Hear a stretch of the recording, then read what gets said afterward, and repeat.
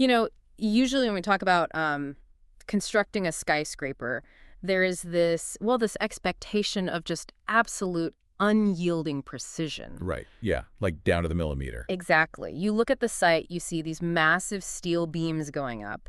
And if the foundation is even like a fraction of an inch off, the structural engineers halt everything. Oh, they shut the whole site down. Yeah, they don't guess. They just point to the plans and say, there it is. That's the error. Because it's entirely measurable, Yeah. right? It's completely binary. The structure is either built to code to withstand the elements or it's fundamentally compromised. Right. There's really no in-between when you're dealing with physical architecture. And we like things to be visible. I mean, we want to see the concrete being poured. We want to know that the architectural blueprint dictating this massive reality is tangible and exact. Totally. It feels safe. But then you step into the world of personal finance and wealth creation, and suddenly you're trying to build a financial skyscraper on basically a psychological swamp. A swamp is a very good word for it. Right. Using a blueprint you didn't even know was rolled up in your back pocket. So today, we are draining that swamp. Yes, we are. We are pulling directly from Harv Eker's influential work, Secrets of the Millionaire Mind, or, as it's known to a lot of our listeners, Os Segredos de Mente Millonaria. Such a foundational text. It really is. And I want you, the listener, to picture something with us right now. Just imagine if your bank account balance, your mounting debt, your investment portfolio, literally everything you have right now wasn't just a result of the current macroeconomic climate. Which is what everyone blames, by the way. Exactly. Imagine it wasn't about what your boss decided to pay you or even your conscious daily choices. Imagine if your entire financial life was simply the output of a hidden software program running quietly in the background of your brain since you were like a child. It is a really profound paradigm shift when you look at it that way. It really is. Because the core mission of this deep dive is to expose, analyze, and ultimately learn how to fundamentally rewrite what Eker defines as the subconscious financial blueprint. The blueprint. Right. The thesis here is that you can hand someone all the most sophisticated financial tools in the world, like the best algorithmic stock tips, the most optimized real estate tax strategies. Your most lucrative startup models, yeah. Exactly. Yeah. But if their internal subconscious financial blueprint isn't explicitly calibrated for success, they will subconsciously manufacture a way to lose it all. Okay, let's unpack this, because if this is actually true, it kind of flips the entire self-help and personal finance industry on its head. Oh, completely. I mean, we spend our whole lives trying to get better jobs or find better investments, it's kind of like trying to upgrade the furniture in a house that's built on a sinkhole. That's a great way to put it. You're decorating a sinking ship. Right. So to really grasp this, we need to look at Eker's analogy of the room thermostat, which I think perfectly captures the invisible forces at play here. It's brilliant. Let's say the thermostat in your house is set to 72 degrees Fahrenheit, or about 22 degrees Celsius for our international listeners. Right. A very stable, very comfortable baseline. Super comfortable. Now, let's say it's the dead of winter, it's freezing outside, and somebody throws all the windows open. Just blasts the room with cold air. Exactly. The cold air rushes in. The temperature in the room drops dramatically to, say, 50 degrees. But what happens next? Well, the thermostat detects the drop. Right. It sends an electronic signal to the furnace, the heat kicks on, and the room inevitably warms back up to 72 degrees.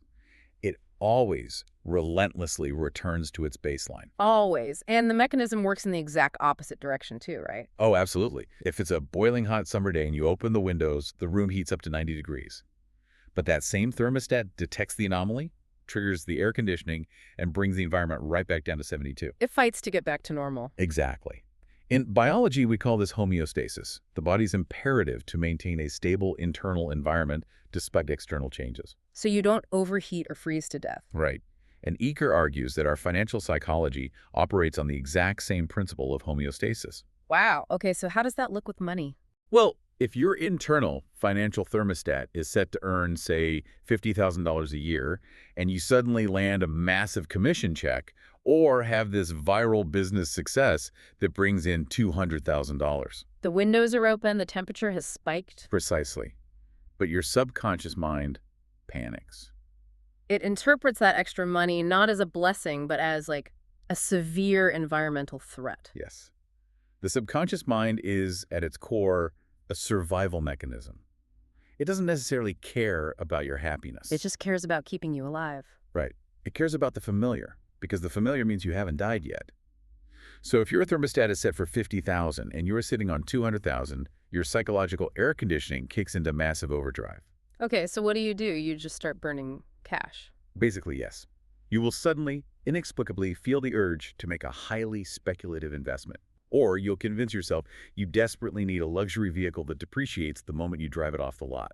Or you loan money to a friend's doomed restaurant venture. Exactly. Yeah. You will manufacture a way, completely unconsciously, to bleed that excess capital until you are back down to that comfortable, familiar $50,000 mark. Which, oh man, that explains the absolute tragedy of lottery winners. It really does. It's the textbook example. Right. We've all seen those longitudinal studies where people win tens of millions of dollars and like 5 years later, they are not only back to where they started, but statistically, they're often worse off. Dealing with bankruptcy, broken relationships, all of it. Yeah.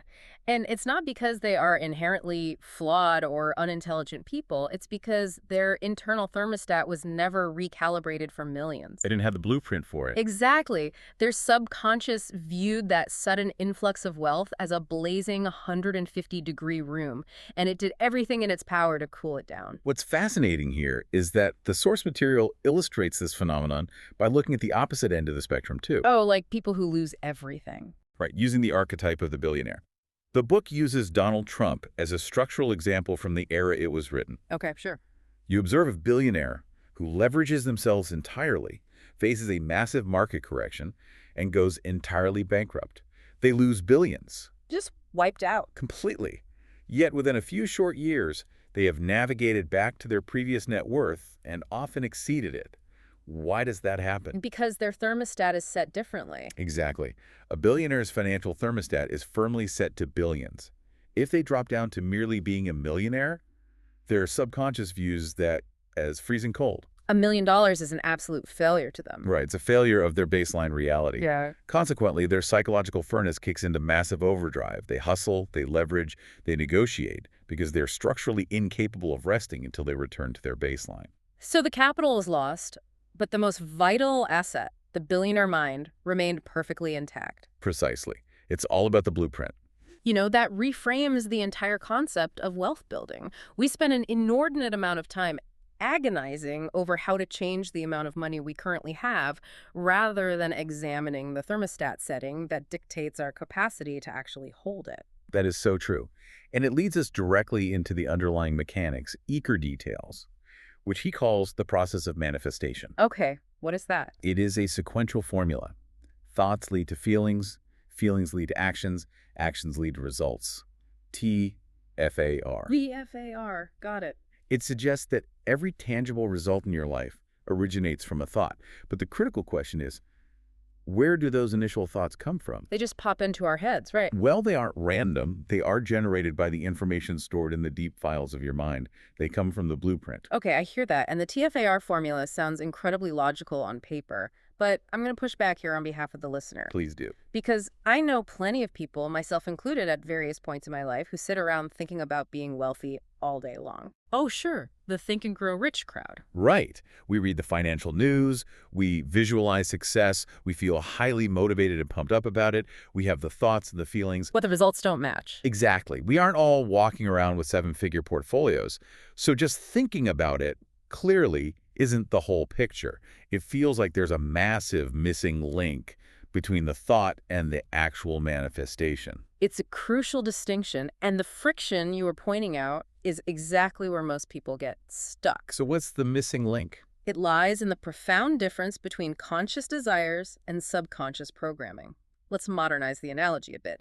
Think of your mind like a smartphone or a computer. Okay, I'm with you. Your conscious thoughts, your desire to be rich, your vision boards, your goals, that's just a new app you downloaded. Ah. Right? It looks fantastic on the home screen, it has a great user interface, but your subconscious blueprint, that is the foundational operating system. That's the iOS or the Windows running underneath everything. Oh, wow. So you can have the most beautifully designed app in the world, like a new side hustle or an investment strategy, but if the OS doesn't support it... The app will inevitably crash. It will freeze. It will fail to launch.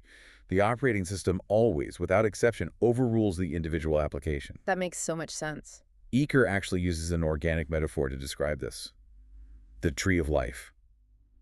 If you want to change the visible, the fruits hanging on the branches, you are forced to first change the invisible, the roots underground. You can't just change the fruit that's already grown. Exactly. You cannot simply walk up to a diseased tree and tape healthier-looking apples onto its branches. You have to treat the soil. So our conscious thoughts, our daily desires, those are just the fruits. Yes. Your subconscious programming is the deep, tangled root system pulling nutrients or poison from the soil. Wow. So if the roots dictate the fruits, and my subconscious operating system is actively force-quitting my wealth-building apps, we have to ask the really uncomfortable question here. How did the roots get planted? Exactly. How did those roots get planted in the first place? Who wrote the code for my OS? Because I can guarantee you, I certainly didn't sit down at age 5 and consciously choose to program myself for decades of financial anxiety and struggle. No, none of us do. Oh, According to the text, we are conditioned primarily in our earliest years of childhood. We are handed a fully formed financial blueprint before we even possess the cognitive ability to understand what currency actually is. that's terrifying. It is that. And Eker identifies 3 primary avenues through which this conditioning is hardwired into our developing brains: verbal programming, modeling, and specific incidents. What we heard, what we saw, and what we experienced. Precisely. Okay, let's dive deep into these 3 avenues because Right. I think this is the moment where you, the listener, can start actively spotting the buggy code operating in your own daily routine. Let's start with the first influence, verbal programming. This is what we passively and actively heard growing up. The book lists all these classic, seemingly harmless phrases that echo in households around the world. Money is the root of all evil. Money doesn't grow on trees. Rich people are greedy. Money can't buy happiness. And perhaps the most universally damaging one, the phrase that shuts down a child's imagination instantly. We can't afford that. It is vital to understand that to a developing child's brain, those aren't just cultural cliches. What do they hear it as? Well, a child's brain, particularly before the age of 7, operates largely in a theta brainwave state. It is essentially in a state of continuous hypnosis, absorbing information without the critical faculty to filter or analyze it. So they just accept it as a fact of life. Absolute, unvarnished truth. When you hear those phrases repeatedly from authority figures you depend on for survival, like your parents, they become the foundational lines of code in your financial OS. That explains so much. Eker shares an incredibly illustrative case study in the book about a seminar attendee named Stephen. Stephen was an intelligent, highly capable professional, yet his income always inexplicably stalled. He hit a ceiling. Right. No matter how hard he worked, he hit this invisible ceiling. When they dug into his verbal programming, they uncovered that throughout his childhood, his mother repeatedly told him that rich people were greedy. Oof. She told him they made their money by exploiting the sweat of the poor and that a virtuous person should only have enough to comfortably get by. Anything more than that made you a greedy pig. Oh my God. That is a staggering psychological conflict to carry into adulthood. It creates total paralysis. The subconscious mind is faced with an impossible choice here. On one hand, the adult Stephen logically wants to build wealth, achieve financial freedom, and live abundantly. Of course he does. But on the other hand, his deeply entrenched subconscious OS fundamentally believes that acquiring wealth transforms him into a greedy, exploitative pig. And here is the kicker, right? Stephen deeply loves his mother. Exactly. He fundamentally craves her approval, as we all crave the approval of our primary caregivers. Right. If he gets rich, by his mother's explicit definition, he becomes a terrible person, and he risks losing her love and approval. It's a perceived threat to his survival. So when forced to choose between the two, what does the subconscious do? It ensures he stays broke. Because survival and tribal belonging always trump financial ambition. Wow, always. Always. It is a biological imperative. When the subconscious mind is forced into a battle between deeply rooted emotions, like the terrifying threat of maternal rejection, and cold, calculated logic like the desire for a higher net worth, the emotion wins. Every single time. Almost every single time. Stephen's blueprint operated perfectly. It ensured he subconsciously sabotaged every promotion, missed every investment opportunity, and squandered every windfall so he could remain a good person in his mother's eyes. And the everyday identifier for the listener here is so incredibly clear once you know what to look for. How so? Well, if you instinctively feel a flash of guilt when you make a highly profitable move, or if you feel this irrational knee-jerk aversion when you see a wealthy person. Like assuming they must be a bad person. Right. Maybe a luxury car drives by and your immediate internal monologue assumes they must have cheated someone or evaded taxes to get it. That is not your conscious, logical brain analyzing facts. Not at all. That is your verbal programming rearing its head. It's the echo of whoever programmed you playing back like a tape recorder in your mind. That is a perfect transition to the second influence, modeling, or what we saw. Okay, modeling. Tell me about that. Children are ultimate mimetic creatures. We don't just listen to what our parents say. We meticulously watch what they do. We observe how they handle the physical reality of money, and we internalize those habits as the standard operating procedure for life. Like, were they savers or spenders? Exactly. Were your parents diligent savers or erratic spenders? Did money flow into the household easily, or was its presence always a source of bitter struggle? Were they always stressed about the bills? Right. Did they invest methodically, or was the concept of the stock market treated like a dangerous casino? You know, the text actually explores Eker's own personal history with this. Oh, right, with his father. Yeah, his dad was a real estate developer, and his dad's business was highly cyclical. He would pour everything into a massive development project, and for a while, the family would be living large. It was boom times. This Feast. But inevitably, the real estate market would shift or a project would encounter zoning issues and they would go completely broke. It was a massive, stressful yo-yo effect. Up and down, feast and famine. roller coaster. A complete roller coaster. And Eker found that early in his own entrepreneurial career, long before he wrote this book, he was unconsciously replicating this exact same boom and bust cycle. Even though he wasn't in real estate. Right. He was building businesses, making a fortune, and then inexplicably making catastrophic decisions that wiped him out. He was literally replaying his father's file, even though he was working in completely different industries. He was replaying it because, to his subconscious, that volatility was the only model of success it knew. It felt normal. Yes.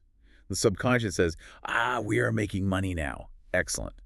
The next step in this process, as demonstrated by the patriarch of our family, is to lose it all in a spectacular crash. Let's execute that phase. Let's execute the crash phase. Wow. Yeah. So if your own finances look like a roller coaster right now, or if you find yourself feeling deeply, uncomfortably anxious when things are actually going smoothly. Like you feel a sudden irrational urge to stir up drama. Exactly. You want to quit a good job or sabotage a stable situation that is often modeling in action. Your nervous system isn't used to the peace of financial stability. It is craving the chaos of your childhood baseline. You are actively returning to the trauma you witnessed. Which brings us to the third and often most deeply entrenched influence, specific incidents. This is the heavy one. It is. This isn't just what we passively heard or watched. This is what we acutely, emotionally experienced around money. And there are some incredibly heavy, sobering examples in the text. The story of Josie the nurse stands out. Yes, Josie. So when she was 11 years old, she was sitting at a Chinese restaurant with her family. Out of nowhere, her parents started arguing about money. And it escalated into a vicious screaming fight. It's just a total blow up in public. Right. Her father got incredibly agitated. His face turned red. He stood up, pounded his fists on the table, and then literally suffered a massive myocardial infarction. A heart attack. He had a heart attack and died right there on the restaurant floor, essentially in her arms. It is an unimaginable trauma. And from a neurological standpoint, we have to look at what that does to a developing brain. What happens in that moment? In moments of extreme terror or trauma, the amygdala, the brain's threat detection center, creates incredibly powerful single-trial learning events. Single trial learning, meaning it only takes once. Exactly. It fuses concepts together instantly to ensure future survival. For Josie's 11-year-old brain, the equation was written in stone. Money literally equals death. Money equals the ultimate world-shattering pain. So fast forward decades later. As an adult, she makes an excellent upper-middle-class income as a highly skilled nurse. But she unconsciously spends every single dime she earns. She cannot hold on to it. Because to hold on to it is to hold on to the thing that killed her dad. Precisely. Because her subconscious operating system is still trying to save the life of that 11-year-old girl. It is screaming, "Get rid of this money. Money causes heart attacks. Money kills." She was literally spending her wealth to distance herself from the trauma. That is just...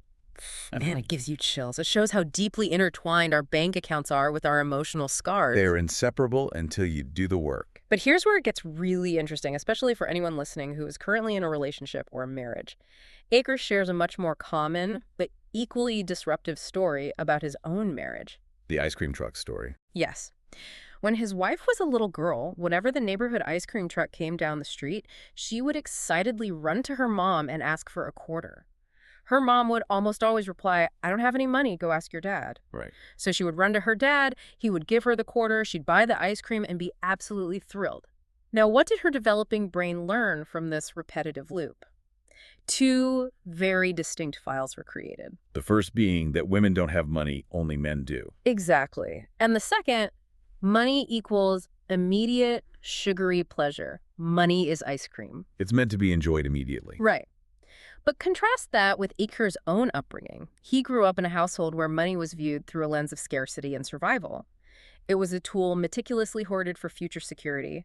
For him, money did not equal immediate pleasure. Money equaled future freedom and safety from disaster. Complete opposite file. Complete opposite. So you take these two fully formed adults, they fall in love, they get married, and suddenly they were fighting constantly, viciously about their finances. Because she wants to spend money to experience pleasure right now. Because in her subconscious, what is the point of money if not to buy the metaphorical ice cream?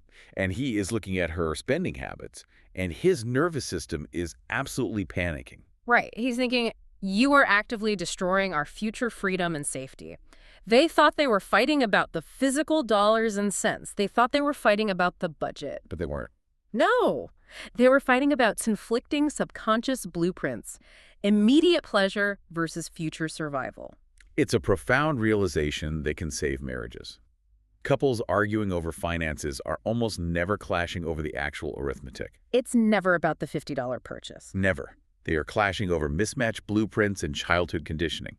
If you can step back and understand that, you stop attacking the character of your partner and start compassionately examining the programming you both brought into the relationship.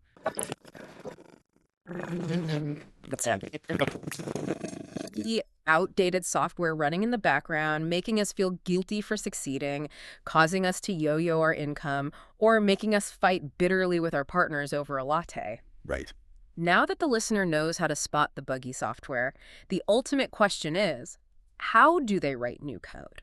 Because I completely refuse to believe we are just permanently stuck with the operating system we inherited when we were 7 years old. Absolutely not. We are not defined by our childhood trauma. We absolutely are not stuck. Neuroplasticity proves that the brain can continuously rewire itself until the day we die. Eker outlines a highly specific 4-step mechanism for initiating this change. Okay, lay it on me. It is fundamentally about moving the invisible into the visible, moving from the unconscious to the conscious. Step 1 is simply awareness. Yeah. You cannot change what you do not know exists. Right. You have to start actively observing your own thoughts. When you log into your bank account and feel a sudden drop in your stomach, or when you feel an irrational wave of fear about investing in a stable index fund, you have to hit the pause button. You have to catch yourself in the act. Yes. You have to recognize, I am operating on autopilot right now. This reaction is not the present reality. This is my blueprint running the show. It's like stepping out of the matrix for a split second. You see the green code falling instead of just the illusion. Perfect analogy. So that leads to step 2, understanding. This means acting like a psychological detective and tracing that thought or impulse back to its exact origin. Where did the code come from? Right. So when I feel that spike of anxiety about investing in the stock market, I need to pause and realize, wait a minute, this isn't my logical adult assessment of this company's fundamentals. This is the lingering, unhealed fear from watching my dad lose his pension when I was 12 years old. It's recognizing exactly whose file you just opened. Exactly. And once you identify the author of the file, you move directly into step 3, disassociation. Disassociation. Okay. This is perhaps the most philosophically profound step, echoing cognitive behavioral therapy and mindfulness practices. This raises an important question you must ask yourself. Are you the recording or are you the recorder? Oh, I like that distinction.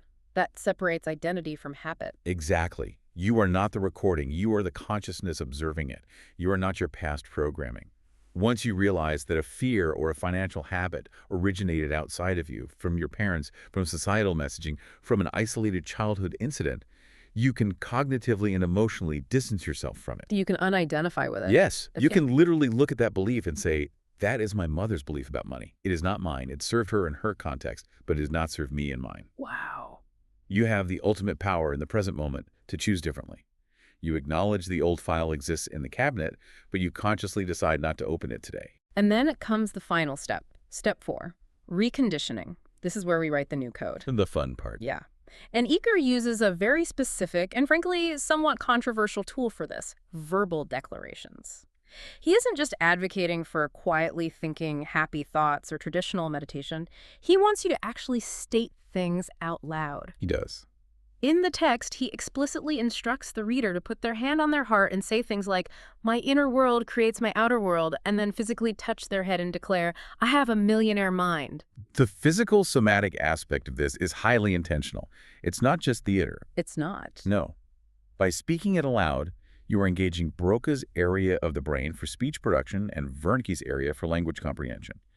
By physically touching your body, you create a kinesthetic anchor. You feel the vibration of your own voice. You feel the physical vibration of the words in your chest and throat. It bridges the mind-body connection, helping to anchor the new belief into your nervous system. It forcefully interrupts the old neural pathway and begins the physical process of carving a new one. Okay, I have to push back here. Hard. Go for it. Because I know exactly what our listeners are thinking. When I hear, "Put your hand on your heart, touch your head, and declare you have a millionaire mind," my skeptical alarms go off at full volume. Oh, I'm sure they do. Honestly, if my partner walked into the bathroom and caught me touching my head and whispering to myself about my inner wealth, they'd think I had lost my mind or joined a financial cult. It looks weird from the outside, definitely. Right. Isn't this just the absolute peak of toxic positivity? Is it just magical thinking? Like if I just stand in front of a mirror and yell, "I'm a money magnet," enough times, the universe is going to magically drop a bag of gold through my ceiling while I sit on the couch. It is a completely valid skepticism. Yeah. And it's the exact reason why the self-help industry gets a bad reputation. Hmm. But Eker actually addresses this nuance brilliantly. He draws a hard line between affirmations and declarations. Now, what's the difference? An affirmation states that a specific goal is already happening right now. I am a millionaire. The problem with affirmations is that your subconscious mind is a highly logical survival engine. It knows the truth. Exactly. If you say, "I'm a millionaire," and your bank account says $4.5, your subconscious rejects the affirmation as a blatant lie.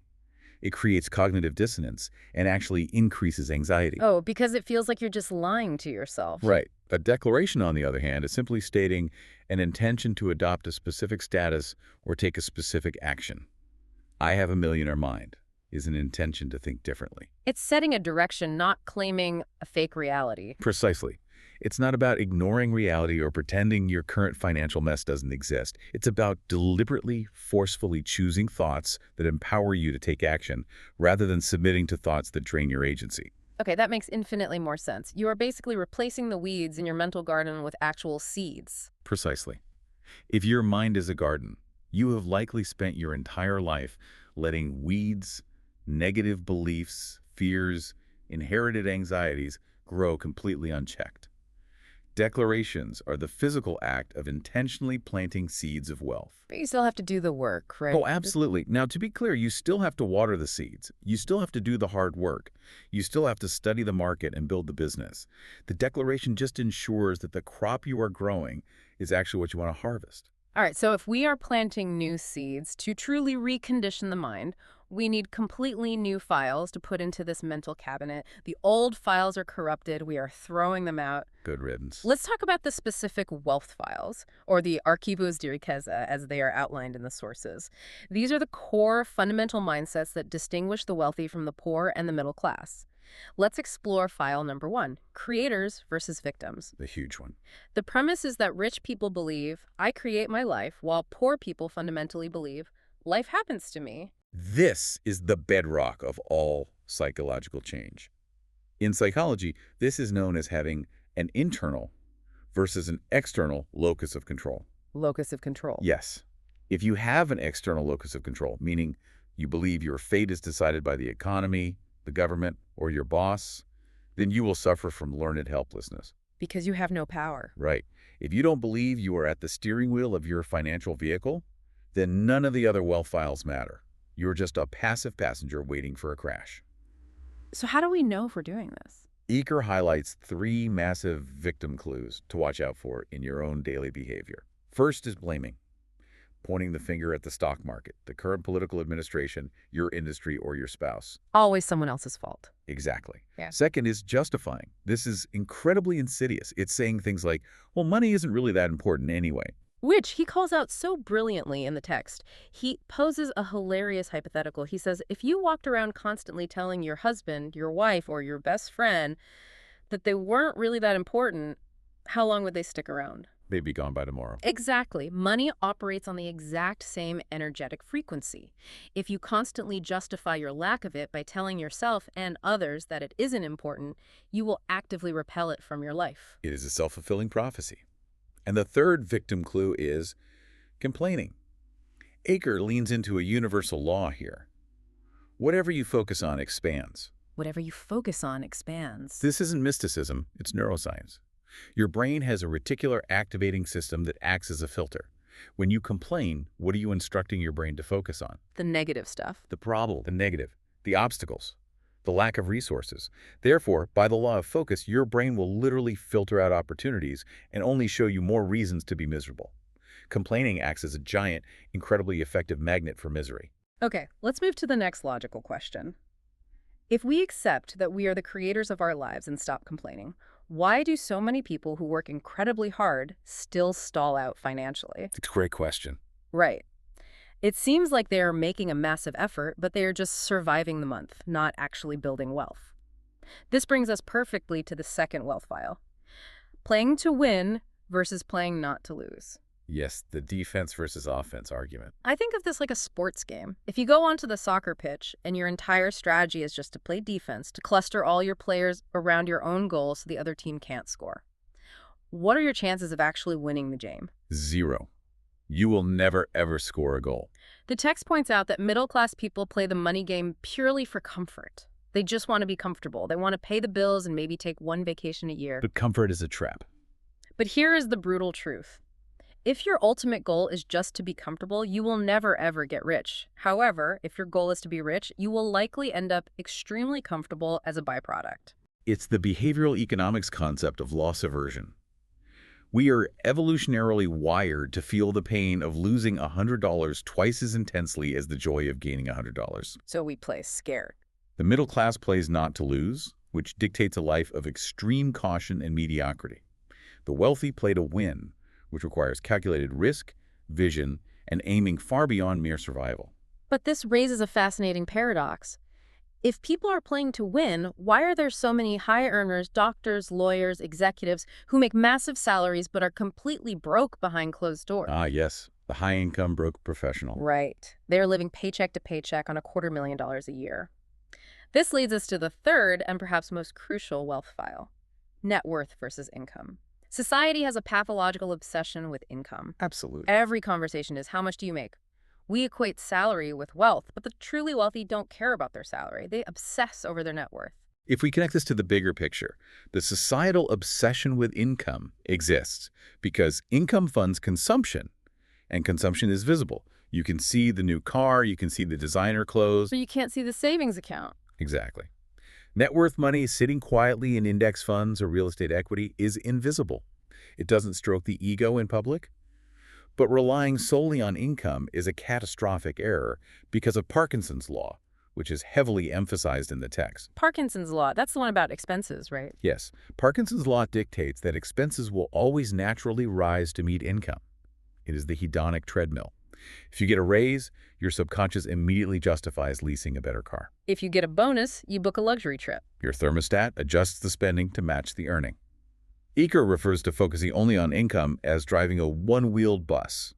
It is a profoundly unstable, highly stressful ride that is one pothole or one layoff away from disaster. Net worth, on the other hand, is the four-wheeled bus. It's the sum total of everything you actually own minus everything you owe. It's the whole picture. Right. It encompasses your income, absolutely, but it also heavily weights your savings rate, your investment returns, and crucially, your cost of living, actively simplifying your lifestyle to widen the gap between what you earn and what you spend. Exactly. The wealthy obsess over tracking and optimizing all four of these elements, not just begging for a higher monthly salary. It requires immense discipline, which brings us to the internal conflicts that often derail that discipline.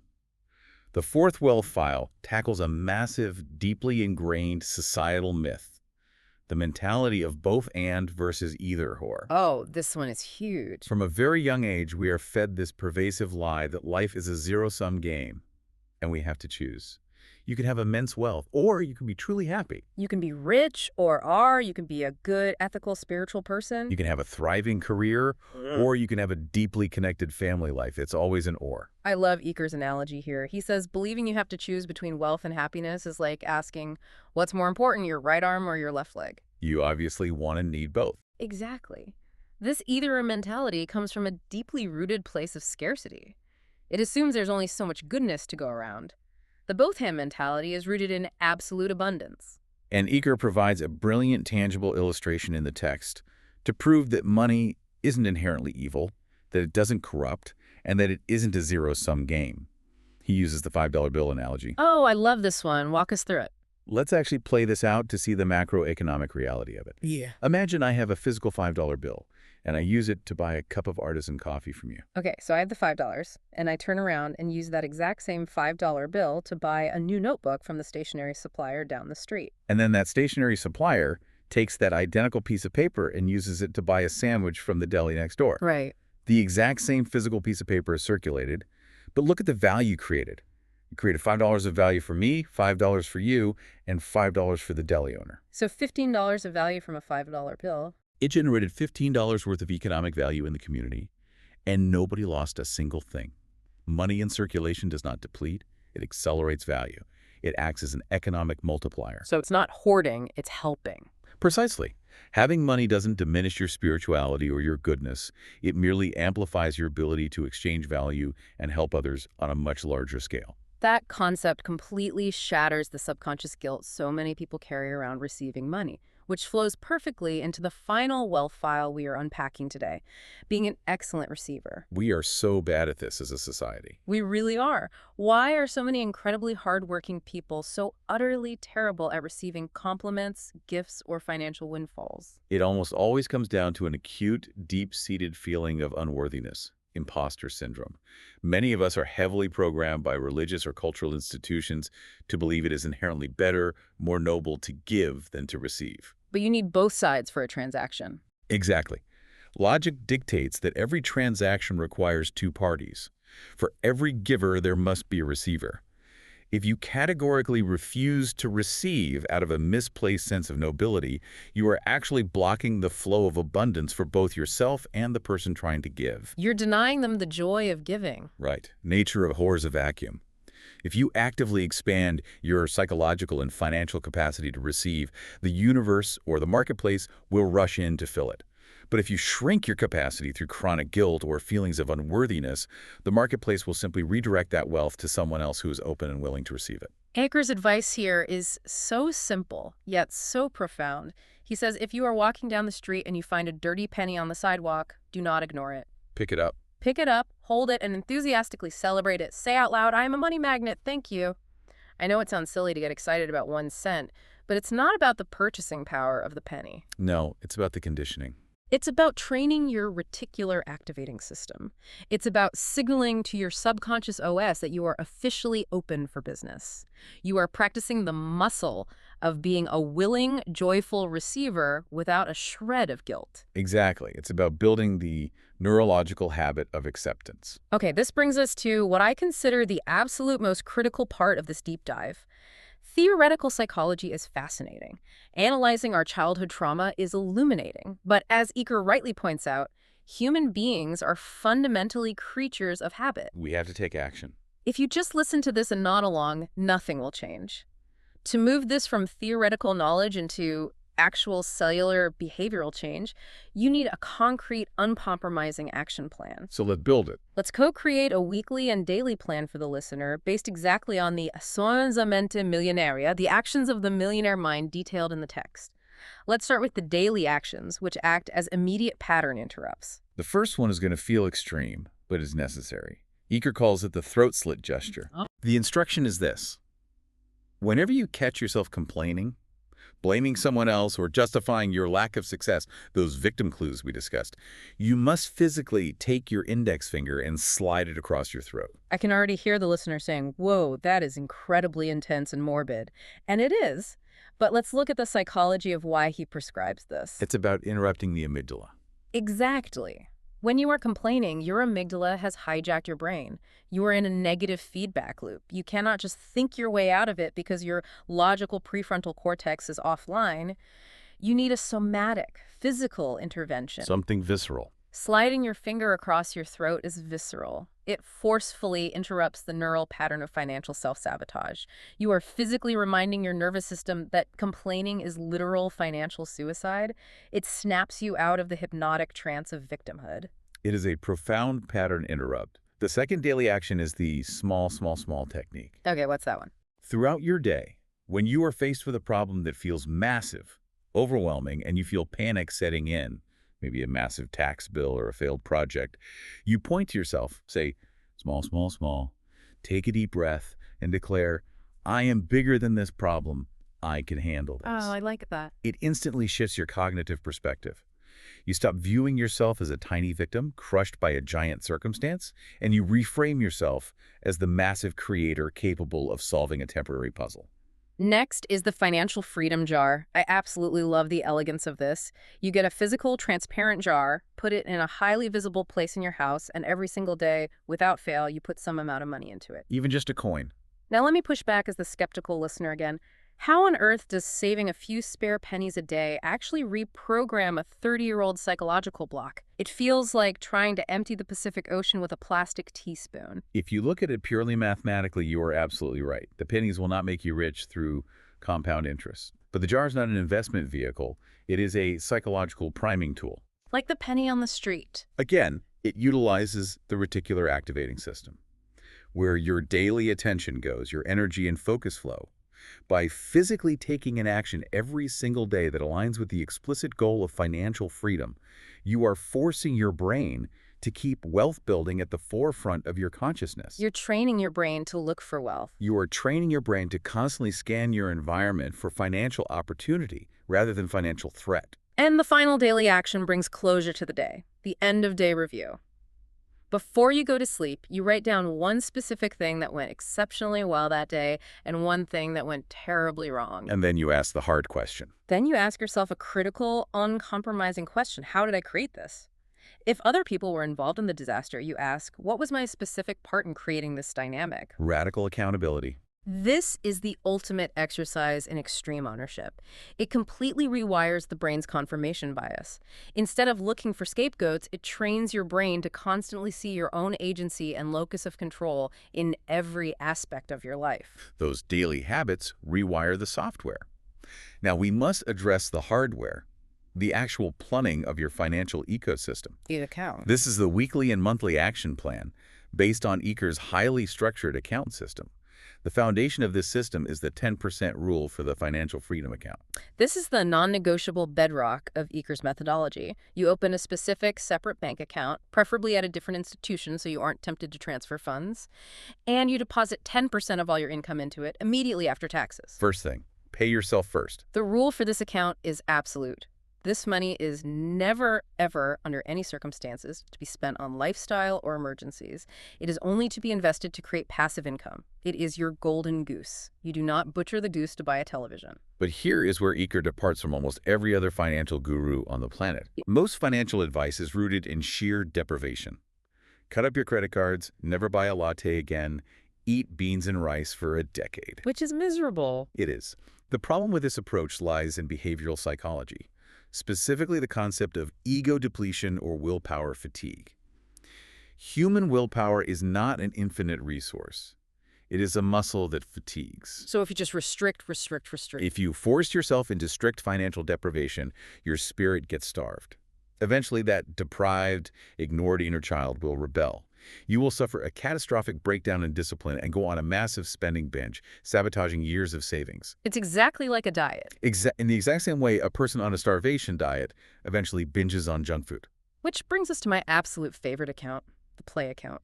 The compte de versum. That's the best one. Eker mandates, he literally commands you to take another 10% of your income and put it into this play account. And the rule here is just as strict as the savings rule. You must blow this money every single month on things that make you feel genuinely decadently rich. You must drain the account. You have to. Go get a luxurious 2-hour massage, rent a high-end sports car for the weekend, order the ridiculously expensive bottle of wine at dinner. The psychology behind the play account is brilliant. It acts as a pressure release valve for your willpower. We are holistic creatures. By mandating pleasure, the play account continuously, tangibly proves to your subconscious that you are currently worthy of luxury. So you don't build up resentment. It prevents the toxic buildup of resentment towards your own financial discipline. It keeps the inner child satisfied and cooperative, ensuring that your long-term wealth-building efforts remain sustainable over decades. It's the ultimate both-end approach. You save and you play.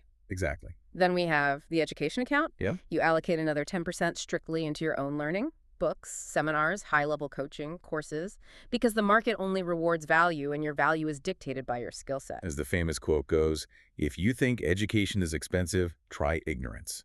Ignorance is the most expensive luxury in the world. And finally, the ultimate measurement tool, net worth tracking.